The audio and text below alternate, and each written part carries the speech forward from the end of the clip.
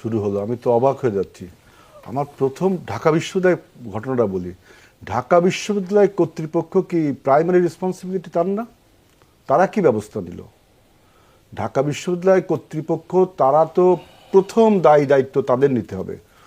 সরকারের বিষয়ে ডক্টর আসিফ যেটা বললেন আমি তার সাথে একমত, কোনো কোনো ক্ষেত্রে একমত, কোনো কোনো ক্ষেত্রে বক্তব্য আছে, কিন্তু ঢাকা বিশ্ববিদ্যালয় কর্তৃপক্ষ তো প্রথম দায়িত্ব। আমাদের যে প্রশাসন আছে, ঢাকা বিশ্ববিদ্যালয় ভিসি আছেন, প্রক্টর আছেন, আরও যারা আছেন, তারা কি কোনো দায়িত্ব পালন করলো? আমি তো অবাক হয়ে যাচ্ছি যে আপনি ঢাকা বিশ্ববিদ্যালয় কেন এই কর্মচারীকে তৎক্ষণাৎ বহিষ্কার করলো না, মানে সাসপেন্ড করলো না, কেন তাকে আপনার আইনি হাতে সোপর্দ করলো না? ঢাকা বিশ্ববিদ্যালয় তো অটোনোমাস বডি, এটা সরকার তো পরে।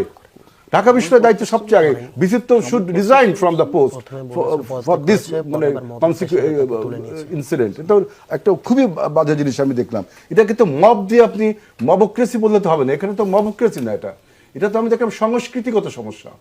মানে নারীর প্রতি যে সহিংসতা বাংলাদেশে বারবার বলা হচ্ছে, সেটা তো আপনার মবক্রেসি করা হচ্ছে না, এটা তো মব না। এটা কি মব? যেটা ঢাকা বিশ্ববিদ্যালয় কি মব না? এটা সংস্কৃতিকর সংগঠন যে তুমি কেন এই ড্রেসটা পরেছো, এটা তো সংস্কৃতির ব্যাপার। সে যে কর্মচারীটা বলছে, সে যে সংস্কৃতিতে বিশ্বাস করে, সেই সংস্কৃতি সে ঢাকা বিশ্ববিদ্যালয়ের ছাত্রদের উপর ছাত্রীদের উপর চাপিয়ে দিতে চায়, তাই না? আর আমাদের যে বোনটা বায়োকেমিস্ট্রির যে বোনটা আর কি লাঞ্ছিত হলো, সে যে ড্রেসটা পরেছে, এটা তো বাংলাদেশের সংস্কৃতিতেও এই ড্রেসটা রয়েছে। তাহলে কি হলো যে একটি সংস্কৃতির আধিপত্য ঢাকা বিশ্ববিদ্যালয় কিভাবে চাপিয়ে দেওয়া হচ্ছে। আমি দেখছি ঢাকা বিশ্ববিদ্যালয় প্রশাসনে এই যে বলছেন, আমার রিফাত একটা কথা সুন্দর বলছে যে এই যে ফ্যাসিবাদের যে প্রেতার মানে আপনার লোকজন এখন তো ঢাকা বিশ্ববিদ্যালয় রয়ে গেছে। ঢাকা বিশ্ববিদ্যালয়ের নীল দলের শিক্ষকরা কি ফ্যাসিবাদের দোষ ছিল না? অবশ্যই ছিল, কি ছিল না? তারা কি এখন কোন দলে যোগ দিল, কোন সংস্কৃতির যোগ দিল, কারা নিল, তাদের কি কোনো ব্যবস্থা নিল? এখন রিফাত আমাদের ছাত্রবাদ যেটা বলছে ঠিকই, প্রভোগ কেউ করে থাকে মানে ঢাকা বিশ্বকে আনস্টেবল করার জন্য, রাষ্ট্রকে আনস্টেবল করার জন্য, তাহলে এই যে ফ্যাসিবাদের দোসররা যারা ঢাকা বিশ্ববিদ্যালয়ের বিভিন্ন প্রশাসনে এখনো বহাল তবিয়াতে আছে, আমি তো দেখছি। আমি তো ঢাকা বিশ্ববিদ্যালয়ের ছাত্র, আমি অনেক শিক্ষককে চিনি, সবার সাথে আমার কন্ট্যাকশন, আমি স্টিল না ঢাকা বিশ্ববিদ্যালয়ে এখনো যাই। তা আমি দেখছি না যে কারা আওয়ামী লীগের সাথে ছিল, এখন তারা কি করছে। হেলাল ভাই, আপনার থেকে আমি 10 সেকেন্ড চেয়ে নিচ্ছি একটা ইনফরমেশন দেওয়ার জন্য। এই যে মোস্তফা আসিফ অর্ণব, যাকে নিয়ে কথা বলা হচ্ছে, যে আসলে যে হ্যারাসার ছিল, তাকে এই যে তার যে মব, আমরা যেটাকে সোকল্ড মব বলছি, সেটাকে উস্কে ছিল আসলে 3 জন ব্যক্তি লিড করে। আবু সাইদ শের মোহাম্মদ খান, আতাউর রহমান বিক্রমপুরী এবং মোহাম্মদ তামিম ফেসবুক নাম দিয়ে করেছিল, তারা লাইভ করেছিল। এই 3 জন ব্যক্তির নামেই অতীতে জঙ্গি তৎপরতার অভিযোগ আছে এবং তাদের মাঝে 2 জন আসলে অতীতে জেলও খেটেছিল। ফ্যাক্ট চেকার কদরুদ্দিন শেষির এই জিনিসটা নিশ্চিত করেছেন। তাই আমরা একটা কথা স্পষ্টভাবে বলতে চাই, যেটা আমরা দেখছি যে এখানে ভিতরে কদরুদ্দিন শেষির এটা নিশ্চিত করেছে। এইটা আমাদের এখানে আলোচনা করতে হচ্ছে। আমি তো লজ্জিত, দুঃখিত যে আমরা ঢাকা বিশ্ববিদ্যালয়ের ছাত্র, আমরা রাজনীতি করি, ছাত্র রাজনীতি করে আজকে জাতীয় রাজনীতিতে পদার্পণ করেছি, আর আমাদের বিশ্ববিদ্যালয় এরকম ঘটনা। আমি আমি আমি তো 85-তে ঢাকা বিশ্ববিদ্যালয় অঙ্গনে আনাগুনে আমি এরকম যে একটা বিশ্ববিদ্যালয় কর্মচারী ছাত্রীর সাথে এরকম অসৌজন্যমূলক আচরণ করেছে, আগে করেছে কিনা আমি জানি না, আমার কাছে এরকম কোনো খবর নেই। এই যে জিনিসটা হলো, এবং একটি সংস্কৃতিকে মানে আমি যদি বলতে পারি যে তৌহিদি জনতা একটা কথা এসছে, তাই না? তৌহিদি জনতা তার মানে কি যে ইসলামী সংস্কৃতি, কিন্তু ইসলামী সংস্কৃতি কি এটা আছে? তার মানে ইসলামকে ভুলভাবে বয়ান করা হচ্ছে, ঠিক না? ইসলামের সংস্কৃতি সব নেই। ইসলামী সংস্কৃতির ড্রেস কোডের বিষয়টা আছে, এটাও অন্য একটা আলোচনা, ধর্মতাত্ত্বিক আলোচনা। তারপরে দেখেন আপনি মাদারীপুরে যেটা বললেন, তো আরও ভয়াবহ, আরও ভয়াবহ। সেই ধর্ষণকারীকে গ্রেপ্তার হয়েছে কিনা আমি জানি না, গ্রেপ্তার হয়েছে কিনা এখন। এই শোনেন, আমাদের প্রফেসর সাহেব একটা ভালো কথা বলেছেন যে এই যে উনি যদি এটাকে মব বলছেন, আমি এটাকে এটা মব বলছি না, এটা সিঙ্গেল একটা ঘটনা, এটা একটি সংস্কৃতির প্রাধান্য প্রচার করার জন্য। কিন্তু উনি যেটা বলছেন যে ঢাকা ওই যে ছাত্রদের পরীক্ষা না দিয়ে পাশ করার যে প্রথম মবের ইনসেপশন প্রবর্তন হয়েছিল, ওই ছাত্ররা পরীক্ষা না দিয়ে পাশ করলো, সরকার এটাকে অ্যালাউ করলো। এবং দেখেন আমরা সবাই বলি যে সরকারের যেহেতু কোনো অ্যাকাউন্টেবিলিটি নেই। এখন আমি আরেকটা কথা বলতে চাই, যেমন দেখেন যে শিল্প আপনাদের সাংস্কৃতিক উপদেষ্টা কি ফারুকীর, তাই না, উনার বিরুদ্ধে যখন শিল্পকলার একাডেমির মহাপরিচালক একটা অভিযোগ করলেন, তদন্ত করলেন, একটা অভিযোগ করলেন, সেই অভিযোগের কি তদন্ত হলো, না ওটা ওইখানেই মাথা মেরে গেল, ওইখানেই শেষ হয়ে গেল? না, একটা শিল্পকলা একাডেমির ডিজি সে অভিযোগ করছে, তার অভিযোগ সত্য কি মিথ্যা তার তদন্ত করা উচিত না? এবং তদন্ত চলাকালীন এই উপদেষ্টার কি পদে থাকা উচিত? নিউট্রাল তদন্তের জন্য থাকা উচিত। অতএব নৈতিকতার সেই জায়গাটা কই?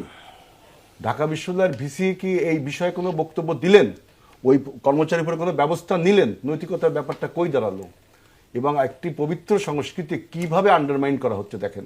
এবং আপনি এই যে আপনার তথ্য সংস্কৃতি উপদেষ্টার কথা যেটা বললাম, তিনি তো নিজেই পারতেন, যখন ডিজি তাকে বললে যে আমার কাছে টাকা দাবি করেছে, তো নিজেই তো তদন্ত কমিটি করে দিতে পারতো, বা সরকারও করে দিতে পারতো। কই, কোনো তো কিছু হলো না। সরকারকে এই বিষয়গুলো নিয়ে আদৌ গুরুত্ব দিয়ে দেখছে মনে হচ্ছে? দৃশ্যমান কোনো কাজ আছে? শুধু প্রগতিশীল এগুলো কি প্রগতি? শিশু ধর্ষণ হচ্ছে, ঢাকা বিশ্ববিদ্যালয়ের ছাত্রী লাঞ্ছিত হচ্ছে, আপনার একটা ইনস্টিটিউশন ডিজি বলছে আমার কাছে উপদেশের টাকা চেয়েছে, এটা কি প্রগতি? এটা নিয়ে প্রোগ্রেস? আমি তো বলি যে পিছনের সংস্কৃতির থেকেও পিছনে চলে গেলাম আমরা, মধ্যযুগীয় বর্বরতার মতোই। আমি যে শিশু নির্যাতন এবং ছাত্রী হেনস্থা করা, এই জন্য আপনি টোটাল সরকার যেমন আইন আপনার দায়ী, সবচেয়ে বড় দায়ী ঢাকা বিশ্ববিদ্যালয় প্রশাসন। আপনাদের তিনজনের উত্তরটাই পেয়েছি এই বিষয়ে। এবার শুরুতে যেতে চাই আজিজুল বারী হেলালের কাছে। পরিস্থিতিটা বলি, দেশে গণপিটুনির ঘটনা বেড়েছে, 7 মাসে নিহত হয়েছেন 119 জন। এই তথ্যটা HRSS হিউম্যান রাইটস সাপোর্ট সোসাইটির, যেখানে বলা হচ্ছে অন্তর্বর্তী সরকারের 7 মাসে দেশে গণপিটুনিতে অন্তত 114টি ঘটনা ঘটেছে। এতে 119 জন নিহত এবং 74 জন আহত হয়েছেন। গত 10 বছরে গণপিটুনিতে মারা গেছেন কমপক্ষে 792 জন। পার্থক্যটা করে নেবেন। মানবাধিকার সংস্থা আইন ও সালিশ কেন্দ্রের হিসেব বলছে শুধুমাত্র জানুয়ারিতেই সংঘবদ্ধ পিটুনিতে নিহতের সংখ্যা ছিল 16 জন। ওই মাসে সংঘবদ্ধ পিটুনিতে সবচেয়ে বেশি মৃত্যু ঘটে ঢাকায় 7টি। এরপর ফেব্রুয়ারির ঘটনাগুলো, আমাদের ঘটনাচক্রগুলো আমরা দেখেছি। প্রতিদিনই আমাদেরকে এই বিষয়গুলো নিয়ে কনসার্ন থাকতে হচ্ছে। এই যে মব চলছে, আপনি এটাকে কিভাবে বলবেন সেটা আপনি অবশ্যই বলেন। এই অবস্থায় আইন শৃঙ্খলা পরিস্থিতিটা কি, কেমন আছি আমরা, আপনি কিভাবে এই সময়টাকে বিশ্লেষণ করেন? না, আজকে আমাদের যে উপদেষ্টা পরিষদ থেকে যে পদত্যাগ করেন আপনার নাহিদ ইসলাম, আমাদের জাতীয় নাগরিক পার্টির যে প্রধান, সে বলছে যে আইন শৃঙ্খলা পরিস্থিতির অবনতি হয়েছে। তা আমার বক্তব্য হলো যে আপনি তো ছিলেন এতদিন সরকারে, তা আপনি কি তার কোনো দায়িত্ব নেবেন না? 7 দিন হলো আপনার পদে, 7 দিনে তো আর এটা হয়নি। আর সেকেন্ড বক্তব্য যে আপনি বলছেন যে দেখেন, একটা সংস্কৃতি কিন্তু সারা বিশ্বে আছে যে মাস আফসার্জ, গণ অভ্যুত্থান বা রেভলিউশন, বিপ্লবের পরে একটা ব্যাকলাশ কিন্তু হয়, যেটা 5 তারিখের পরে আমরা ওই ব্যাকলাশটাকে আমরা অনেকে মেনে নিয়েছি এবং সেটা বিপ্লবের একটা রেশ রয়ে যায়, সেটা ছিল। কিন্তু যতটা শেখ হাসিনা বলছিল যে 5 লাখ লোক ক্লিয়ার, সেটা কিন্তু হয়নি। বাংলাদেশে যেহেতু সমাজ কাঠামো, সমাজ ফ্যাব্রিকেশনটা অনেক শক্ত, আপনার সরকার অ্যাবসেন্ট থাকলেও সমাজ সেটাকে নিয়ন্ত্রণ করেছিল। এবং এইটাকে আমি দেখছি অনেক সময় মব ভায়োলেন্স না বলে মব জাস্টিস বলে জাস্টিফাই করা হচ্ছে। এই মবক্রেসি বা মব ভায়োলেন্স যাই বলেন, একে আবার মব জাস্টিস বলছে। এখন মব যদি কোনো কাজ করে সেটা জাস্টিস হয় কখন? তখন যদি বিপ্লব হয় দেশে। এটা কিন্তু একটা বিপ্লব হয়, তখন বিপ্লবের বিরুদ্ধ শক্তিকে বিপ্লবীরা এই মানে দমন করার বা এইভাবে করার একটা সংস্কৃতি। প্রত্যেক বিপ্লবের পরে, ফ্রেঞ্চ বিপ্লব বলেন, রাশিয়ার বিপ্লব বলেন, সব বিপ্লবে এগুলো হয়। কিন্তু আমাদের দেশে যেহেতু সমাজ কাঠামো খুব শক্ত, সুতরাং এটা আমরা 5 তারিখের পরে শক্ততে দমন করছিলাম। এখন এইটাকে যখন আপনি জাস্টিস বলছেন, আর আমাদের স্যার একটা প্রফেসর আসিফ সাহেব একটা কথা বলছেন যে ওই যে ইনসেপশন অফ মব, যে যখন ছাত্রদের দাবি দেওয়া, পরীক্ষাতে পাশ মেনে গেল। অর্থাৎ সরকার এই জিনিসটাকে, আপনার এই মবটাকে, এটাকে আমি মব বলবো, যদি বিপ্লব বলি, বিপ্লব হয় দেশে, তাহলে তো এটাকে মব বলতে পারবেন না। কিন্তু বিপ্লবীদের কাজ, এটা হলো বিপ্লবের পরের ব্যাকলাশ। আর যদি গণ অভ্যুত্থান হয়, গণ অভ্যুত্থানের পরে আপনার যে অভ্যুত্থানের পরাজিত শক্তি, তাদের বিচার হয়, তাই না?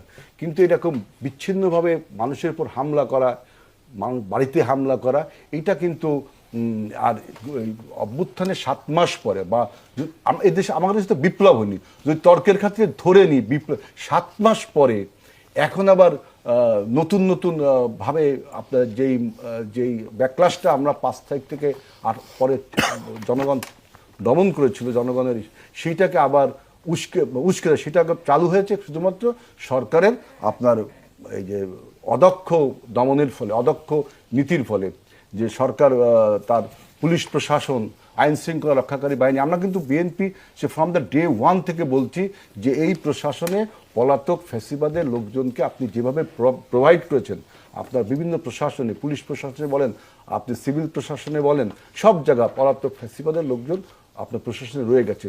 অতএব তারা এই যে আপনার এইগুলো তো শক্তভাবে হ্যান্ডেল করতে পারছে না। সরকারের উচিত ছিল আপনার প্রথম থেকেই এটাকে কঠোরভাবে হ্যান্ডেল করা, তা না করে আপনার একবার লুজ দিয়েছেন, সেটা এখন একটা অন্য পর্যায়ে চলে যাচ্ছে। এই জন্য আমরা বলছি যে একটা, আমরা সবাই বলি একটা অরাজনৈতিক সরকার, এটাও কিন্তু একটা রাজনৈতিক সরকার। কেন গণ অভ্যুত্থানের ফলে যে ইন্টারিম গভর্নমেন্ট হয় বা কেয়ারটেকার গভর্নমেন্ট হয়, সেটারও কিন্তু একটা পলিটিক্যাল বেস থাকে, কিন্তু এই সরকারের চরিত্র যখন কোনো দলের প্রতি ফ্যাসিনেশন হয়ে যাচ্ছে, তখন ওটা রাজনৈতিক সরকার, দলীয় সরকার হয়ে যায়। সুতরাং সরকারকে এইসব বিষয়ে সতর্ক থাকতে হবে যে আপনি অযথা, আপনি যেহেতু হ্যান্ডেল করতে পারছেন না, আপনি মানুষের দ্রব্যমূল্য হ্যান্ডেল করতে পারছেন না, আইন শৃঙ্খলা হ্যান্ডেল করতে পারছেন, উনি তো ইন্টারিম গভর্নমেন্টের পার্ট, তো উনি বলে না কেন কে চালায়, বায়বীয় কথা বলার তো কোনো অর্থ হয় না। আর একটা ইম্পর্টেন্ট কথা বলছে যে চাঁদাবাজি প্রসঙ্গে, দেখেন তিনি এটা বোঝা উচিত, চাঁদাবাজি কিন্তু পলিটিক্যাল কোনো অ্যাক্টিভিটিস না, এটা একটা পার্সোনাল অ্যাক্টিভিটিস, তাই না? চাঁদাবাজিটা কি পলিটিক্যাল অ্যাক্টিভিটিস? এটা পার্সোনাল অ্যাক্টিভিটিস। এখন কোনো পলিটিক্যাল ব্যানারের পরিচয়ের আন্ডারে এসে যদি কেউ করে, তার তোমার কথা এটা বলছি, এটা হলো পার্সোনাল অ্যাক্টিভিটিস।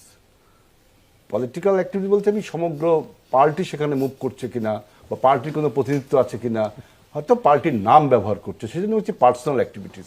দেখেন এইখানে সরকার কি নীরব থাকলো? আমরা একমাত্র রাজনৈতিক দল, আমরা যে সমস্ত অভিযোগ পেয়েছি, সাথে সাথে আমাদের যে সীমিত ক্ষমতা, কি আমরা তো আর কোনো আইনি পদক্ষেপ নিতে পারি না, আমরা তাদেরকে বহিষ্কার করেছি, কারণ দর্শক সাংগঠনিক যত ব্যবস্থা সব নিয়েছি, এবং সরকারকেও বলেছি আপনারা আইনি ব্যবস্থা নেন। কিন্তু হেলাল ভাই, আমি একটা ছোট্ট একটা কোশ্চেন এখানে দিয়ে যাই, তোমার কথাই বলি, সেটা একটু শেষ করি। আমরা তাদের বিরুদ্ধে ব্যবস্থা নিলাম, কিন্তু অন্য যে রাজনৈতিক দলগুলো আছে, ক্রিয়াশীল রাজনৈতিক দল, একটা লোকের বিরুদ্ধে কি তারা কোনো ব্যবস্থা নিল? কিন্তু হেলাল ভাই, আমরা কিন্তু আপনাদের দলের নামটা কি সবথেকে বেশি পাচ্ছি, তাহলে কি আমরা বলতে পারি আপনারা এতবার মানে এত আমরা দেখতে পাই যে প্রায়শই হলো কি আপনাদের প্যাড দেখলেই পাওয়া যায়, আপনাদের পেজগুলো দেখলেই পাওয়া যায় যে অনেক বেশি করে বহিষ্কারের নিউজ, কিন্তু স্টিল কিন্তু আপনাদের কিন্তু এখানের ভিতরে ঘটনাগুলো হচ্ছে। আপনারা কি তাহলে বলতে চাচ্ছেন যে হলো গিয়ে তৃণমূলের উপর আপনাদের এনা ভোল্ট নাই, আপনাদের যে বহিষ্কার করা হচ্ছে এই জিনিসটা ভয় পাচ্ছে না তারা?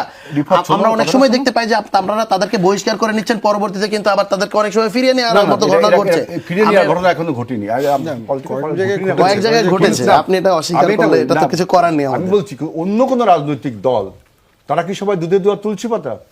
ডক্টর ইফতেখারুজ্জামান তিনি বললেন যে বৈষম্য বিরোধীর অগ্রগামী কিছু ছেলেরা চাঁদাবাজির সাথে জড়িত, বলছেন ডক্টর ইফতেখারুজ্জামান। কোনো কি ব্যবস্থা নিল, কোনো সাংগঠনিক ব্যবস্থা নিল? আবার আমি কিন্তু এই কথাটা বলতে চাইনি, যেহেতু মাহফুজ আলম বলছে যে জামাত এবং বিএনপি, তা বিএনপি তো সেটাকে অ্যাড্রেস করছে, তাহলে আজকে চাঁদাবাজি বন্ধের যে সংস্কারের প্রয়োজন, বন্ধের জন্য, তার জন্য তাহলে সরকার অন্যান্য রাজনৈতিক দল থেকে বিএনপি একদম এগিয়ে রয়েছে না? কেউ যখন নীরব, সবাই নীরব, তো সবাই তো দুধে দুয়া তুলছি পাতা না, অভিযোগ রয়েছে, আমরা সংস্কার প্রক্রিয়া এগিয়ে গেলাম না।